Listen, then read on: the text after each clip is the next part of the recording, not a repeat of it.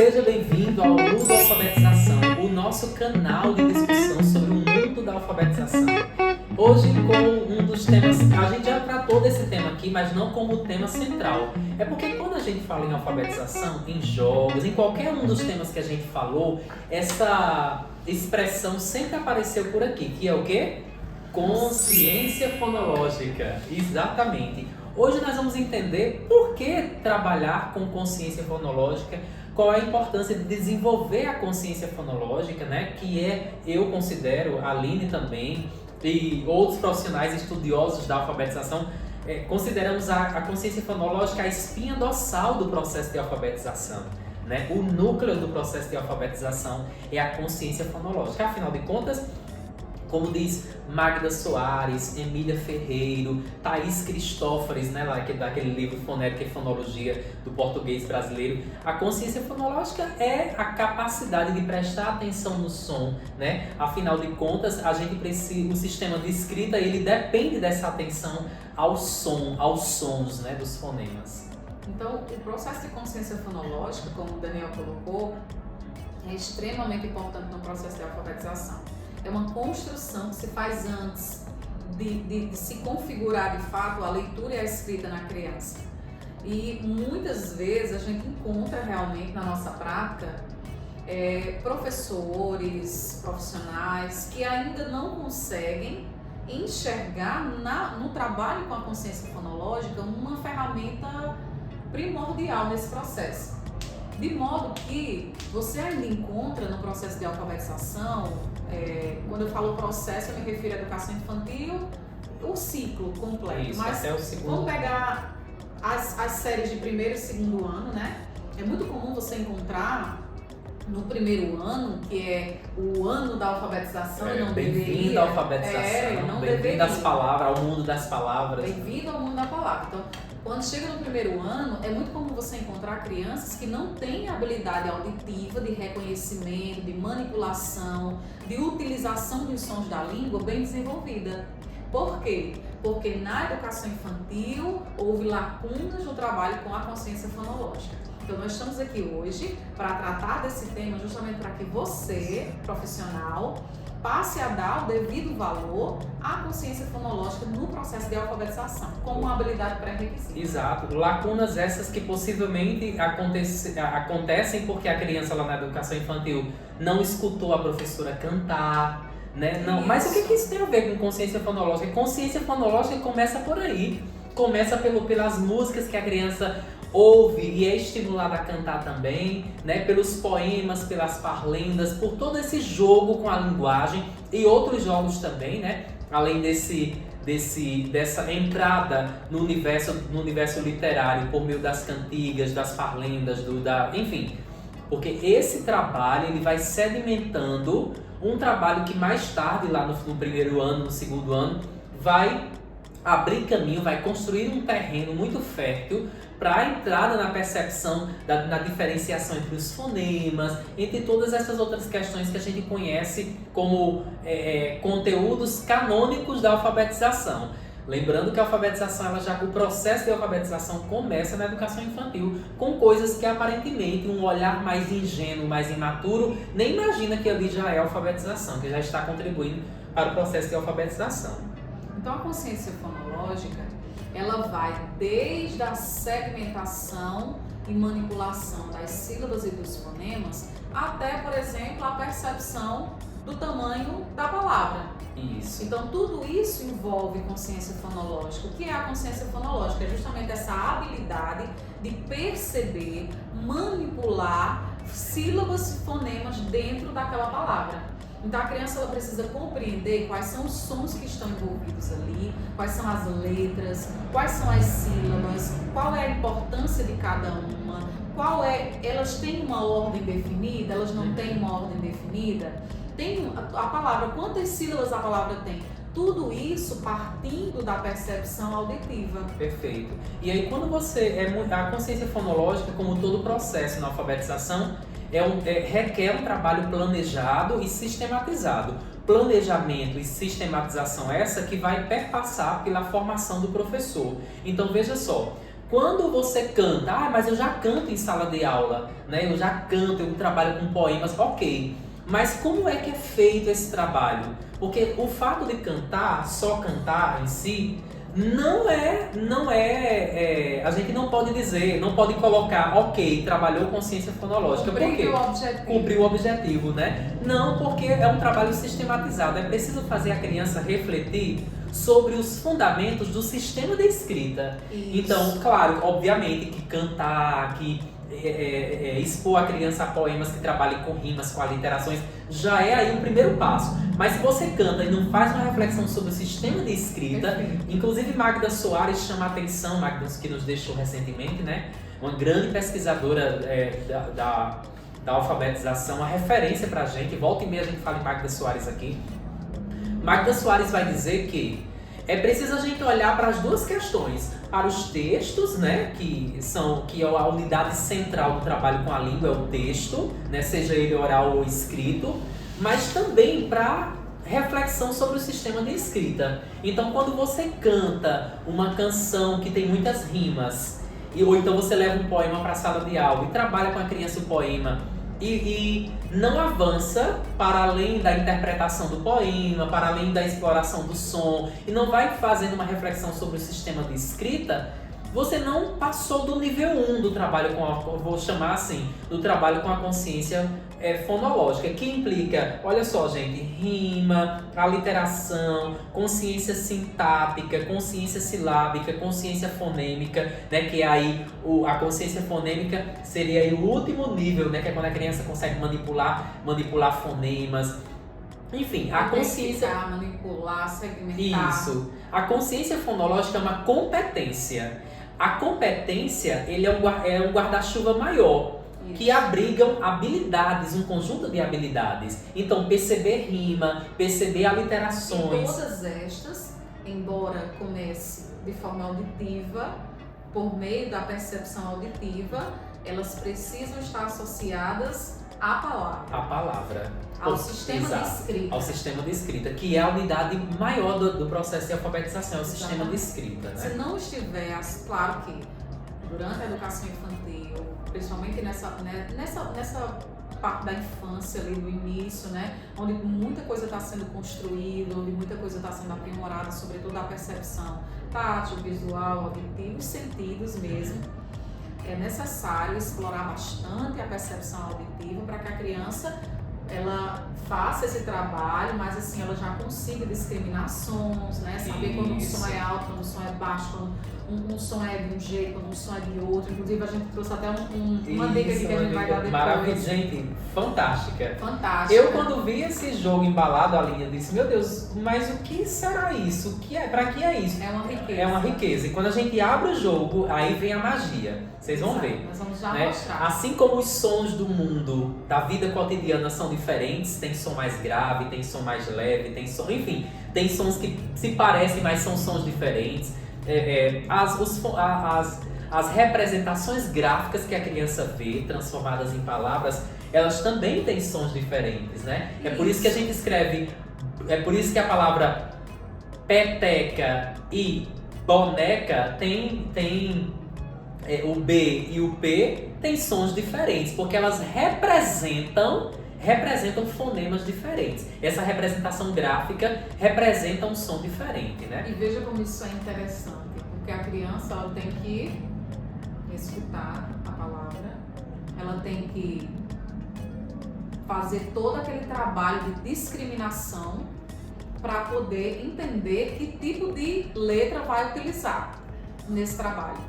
Então, para isso é necessário já um trabalho precedente com a discriminação e a percepção auditiva. Por isso que a gente trouxe esse jogo. Esse jogo aqui ele não é canonicamente um jogo de consciência fonológica, isso, mas ele é um jogo que desenvolve uma habilidade precedente da consciência fonológica, que é a discriminação auditiva. Perfeito. Às vezes a gente quer adiantar um trabalho, mas falta na criança, né? A gente não diagnosticou, vou usar essa palavra, tá? A gente não verificou. Isso. Vou usar nem diagnosticar, que nós não podemos diagnosticar. Isso. Na condição de professores. Me perdoe pela expressão profissionais aí assistindo a gente. A gente não percebeu na criança que ela tem determinadas lacunas, que é uma percepção, que é uma memória de trabalho, né, a curto prazo, de curto prazo, que, enfim. Então, existem alguns jogos, alguns recursos que a gente insistentemente traz aqui no nosso canal, nesse canal de comunicação com você, professor, professora, mediador, mediadora, para mostrar que algumas questões relacionadas à alfabetização, canonicamente de alfabetização, como a apresentação de sílabas, né, de construção de frases, não é necessariamente, o problema não está necessariamente naquilo, mas no pré-requisito. E aí a gente não trabalha com a história de determinante, tá, gente? Não confundam pré-requisito com determinante. Ah, a criança que não tem atenção, ela jamais vai ser alfabetizada. Não é essa a ideia. É que se a gente quer potencializar, se a gente quer fazer a criança se desenvolver no processo de alfabetização, é preciso ficar atento a essas questões que têm fundamentos lá na neurociência, né? Exato. Na psicolinguística. Então, essas questões que a gente chama de pré-requisitos, né? Que não são pré-determinantes, mas são pré-requisitos muito importantes, eles às vezes, por não terem sido desenvolvidos, eles impedem esse trabalho. Prejudicam. Com certeza. Então, assim, a BNCC ela já propõe um trabalho voltado para a centralidade do texto, não como pretexto de análise da língua, mas como um contexto. Então, se a gente pega ali o texto, gêneros textuais, e traz para a sala de aula, como a BNCC propõe, textos voltados para essa parte de consciência fonológica, vou citar alguns exemplos: as parlendas, os trava-línguas, canções. Cecília Meirelles, inclusive, tem um livro de poemas. Cecília Meirelles é fantástica, né?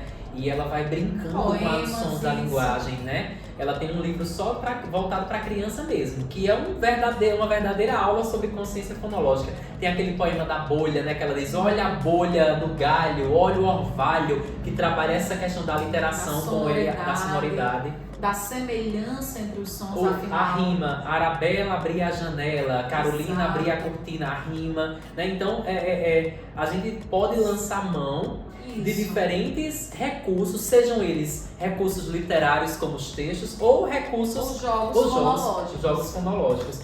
Nosso foco aqui, né, aprender com jogos, nosso foco aqui é o jogo, porque faz parte, não que a gente despreze as outras questões, mas é porque faz parte da nossa identidade, a identidade do nosso canal, a nossa identidade enquanto pesquisador na alfabetização. Você pode falar de alfabetização de diferentes lugares, de diferentes perspectivas. E a perspectiva que nós escolhemos para falar de alfabetização foi por meio do jogo, né? Isso. Porque aproxima a criança, porque já faz parte da natureza infantil o jogar, o brincar, o manusear, o experimentar. Então a gente acredita que o jogo ele pode transformar o processo de alfabetização em um processo menos mecânico, né? E a gente tem, né, várias propostas que vocês já devem conhecer também, e que podem ser infinitamente adaptados. Inclusive, jogos comerciais dá para se adaptar para trabalhar os sons da língua, dá para se adaptar para trabalhar.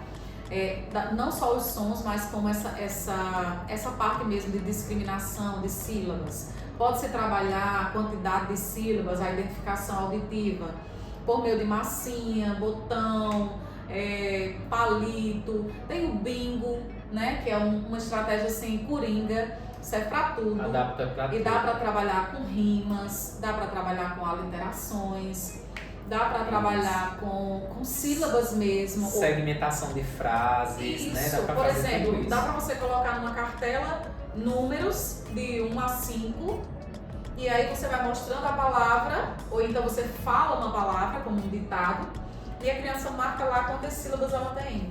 Isso. Quer dizer, é uma estratégia tão simples, mas que demanda todo esse trabalho de consciência fonológica, de discriminação silábica, de manipulação dos sons, por que não, de segmentação, mas todo ali um processo que acontece de forma auditiva, cerebral. Então, é bem interessante. Exatamente. E eu acho que tá todo mundo curioso para saber o que é isso aqui, né, que a gente tem na mesa. Esses blocos de madeira. Aline, outra coisa, por que trabalhar a consciência fonológica? É uma coisa que eu não me lembro se a gente falou aqui, né? A gente falou muita coisa sobre a consciência. Por que trabalhar com consciência fonológica? Por que fazer um fonológica? podcast sobre consciência fonológica num bloco de alfabetização, como esse que a gente está fazendo, né?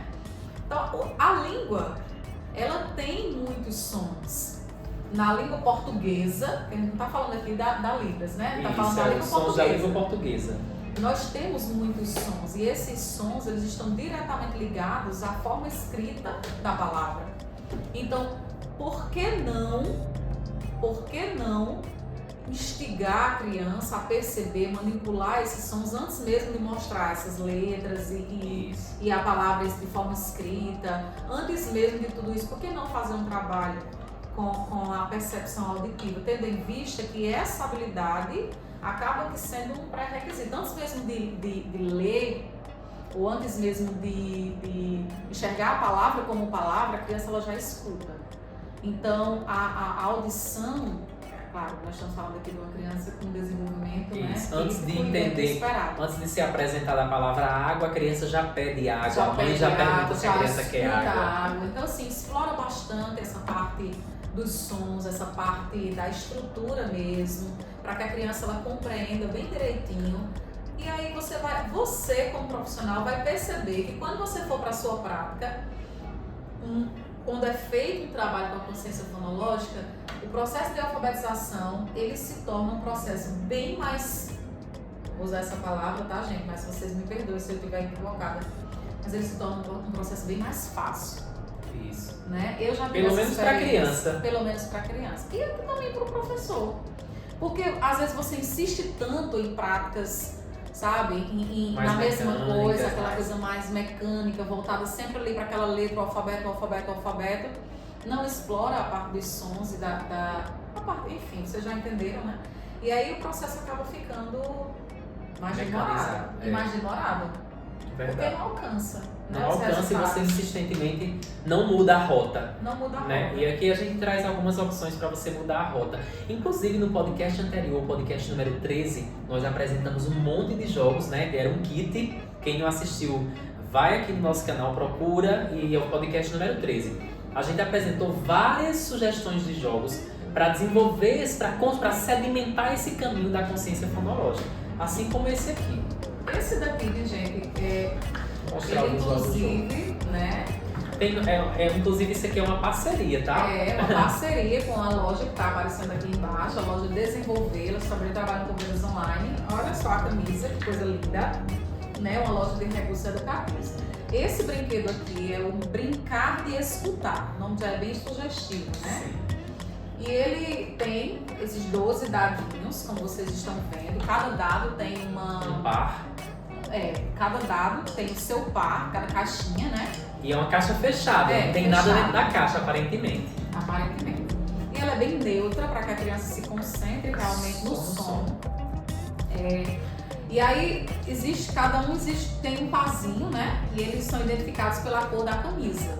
Azul com azul. Azul com azul, verde com verde, roxo com roxo, laranja com laranja, amarelo com amarelo. E cada parzinho desse tem um som em comum.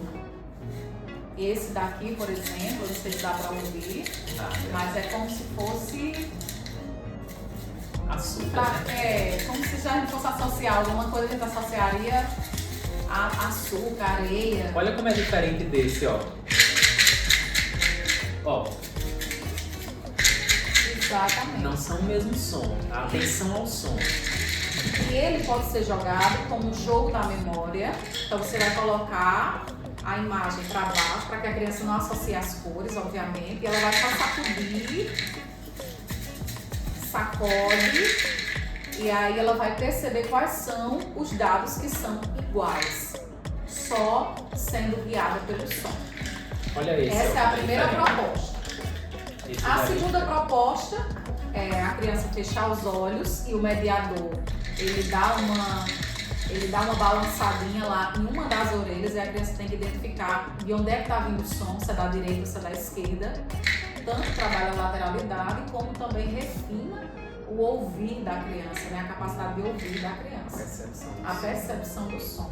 E tem várias outras formas, como por exemplo, identificar se o som é mais forte, se ele é mais fraco, se ele é mais alto, se ele é mais baixo. Então tudo isso envolve essa competência auditiva que é tão necessária na consciência fonológica. Você pode fazer uma associação direta com os fonemas, já apresentando os fonemas, já apresentando palavras, e entender quais são as partes da palavra onde ela é tônica. Claro que você não vai usar esse termo tônica, onde é mais forte a palavra. Qual é o dado que reproduz o som mais forte? Isso, você pode também fazer marcações em 3 pedaços para que a criança possa reproduzir aquele som 3 vezes. Ou você pode criar sequências para a criança reproduzir, né, com determinados dados. E aí a criança vai fazer esse processo de imitação. Então aqui, gente, por que de repente, total dos sons. Por que esse aqui, ó, esse não tem som? Isso, esse aqui não tem som. Algumas letras que a criança vê, por exemplo, como o caso do H, né? É uma das questões mais abstratas para a criança é entender que o H não tem som. Que o H ele só tem som acompanhado de outra representação, né? Aí sim, quando está acompanhado do N, do L, né? Ou das vogais, como o caso de homem, por exemplo, né? Então, esse aqui não tem som, né? Então a criança precisa prestar atenção, colocar atenção aos sons que são produzidos aqui e qual é a comparação que a gente faz com a palavra em si. Que os fonemas, eles produzem sons, eles têm sons diferentes. Isso. Né? E numa mesma palavra, a gente encontra vários fonemas. Né? Eu sei que a gente já evoluiu bastante no processo de alfabetização e não nos interessa mais perguntar à criança quantas letras e quantos fonemas tem. Isso aí é uma questão para o professor dominar, para um professor saber. Não precisa ser objeto de estudo de identificação lá da alfabetização. Vamos lá, vamos contar quantas letras. Agora vamos contar quantos fonemas, porque ninguém faz assim, não. A gente diz a palavra, né? Então isso não interessa muito para a criança. Esse é um interesse seu, né? Porque durante a mediação você vai conduzindo o ouvir da criança, né? E o olhar também ao se apresentar da palavra para essa diferença entre a escrita e a fala. Existem determinados elementos da fala que não vão para a escrita ou que na escrita são representados diferente. Né? Exato. Então um recurso como esse é uma maravilha para você trabalhar. E isso, gente, isso é uma festa em sala de aula, né? Eu sei que aqui a gente mostrando parece não ter muita graça, porque nós somos adultos, mas eu particularmente quando abri, eu já fiquei encantado. Nós já perdemos o interesse por algumas coisas. Né? Exato. Mas e ainda tem as orientações aqui também, viu, gente? Que aqui já renderia um podcast só para tratar sobre esse jogo. Que são orientações. Você pega a fichinha, aí na fichinha tem uma balançada, 2 balançadas, aí tem um espaço e tem outra balançada. É para a criança seguir o ritmo, né? Já trabalha com outras dimensões desse processo aí de percepção do som. Isso dá para você colar também aqui, ó, um papel, naquele exemplo que o Daniel deu, né? Do sem o som. Dá para você colar, né? Um papel aqui para que a criança sacuda. Por que aqui tem a foto do H? Isso. E ele não tem som. Perfeito. Sabe? Para a criança memorizar de forma visual, né? Que realmente a caixinha do H ela tá vazia. Mas por quê? Então, assim, pode-se trabalhar também colocando sílabas aqui para ver essa questão da sílaba mais forte. Isso. Né? Porque aqui, ó, essa aqui é bem mais forte.